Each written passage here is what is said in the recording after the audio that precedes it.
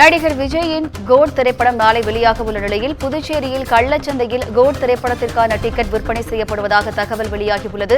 அது தொடர்பான அண்மை செய்தியை பார்த்துக் கொண்டிருக்கிறோம். கூடுதல் விவரங்களை செய்தியாளர் அக்பர் வழங்க கேட்கலாம்.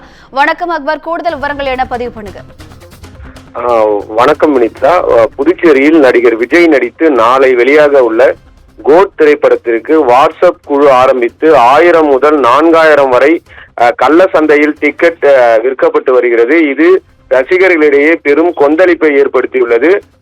லியோ திரைப்படத்தை தொடர்ந்து விஜயின் 68வது படமான கோட் திரைப்படம் வெங்கட் பிரபு இயக்கியுள்ளார். இதில் நடிகர்கள் ஜெயராம், பிரபுதேவா, மோகன், பிரசாந்த், வைபவ், ஸ்னேகா, லைலா உட்பட பெரிய நட்சத்திர பட்டாளங்களை நடித்துள்ளது. இப்படத்திற்கு யுவன் சங்கர் ராஜா இசையமைத்துள்ளார். இப்படம் நாளை 5ஆம் தேதி வெளியாக உள்ளது. இது விஜய் அரசியலுக்கு வந்த பிறகு வெளியாகும் முதல் படமாகும். இந்த திரைப்படத்தின் பாடல்கள், ட்ரெய்லர்கள் வெளியாகி படத்தின் மீதான எதிர்பார்ப்பை அதிகரித்துள்ளது. இது புதுச்சேரி, தமிழ்நாடு மற்றும் கேரளாவில் முதல் காட்சிகளை பார்க்க பலரும் போட்டி போட்டுக்கொண்டு டிக்கெட் வாங்கி வருகின்றனர்.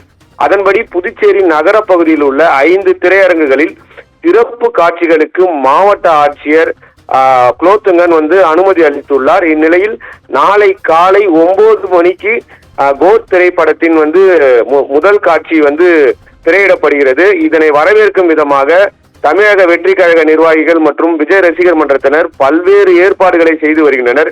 இந்நிலையில் டிக்கெட் விற்பனையானது தற்போது புதுச்சேரியை பொறுத்தவரை சில திரையரங்குகளில் மட்டுமே நடைபெற்று வருவதால் டிக்கெட்டுகளை ரசிகர்கள் போட்டி போட்டு வாங்குகின்றனர்.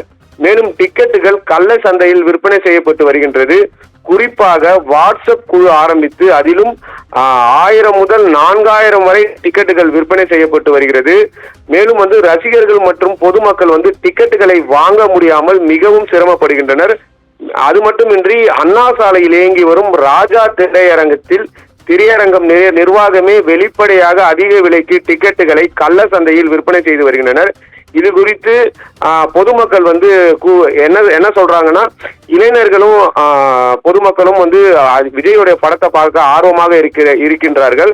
இந்நிலையில் வாட்ஸ்அப் குழுக்களை அமைத்து அதிக விலைக்கு டிக்கெட் விற்பனை செய்து வருவது மட்டுமின்றி திரையரங்கு உரிமையாளர்களே ஆட்களை போட்டு கள்ள சந்தையில் டிக்கெட் விற்பனை செய்து வருவது மிகுந்த வேதனை அளிக்கும் செயலாக உள்ளது. எனவே அரசு விரைந்து நடவடிக்கை எடுக்க வேண்டும்.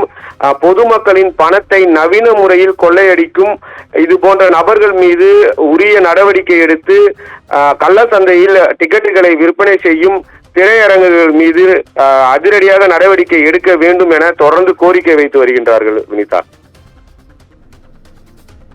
கூடுதல் விவரங்களுக்கு நன்றி அக்பர்.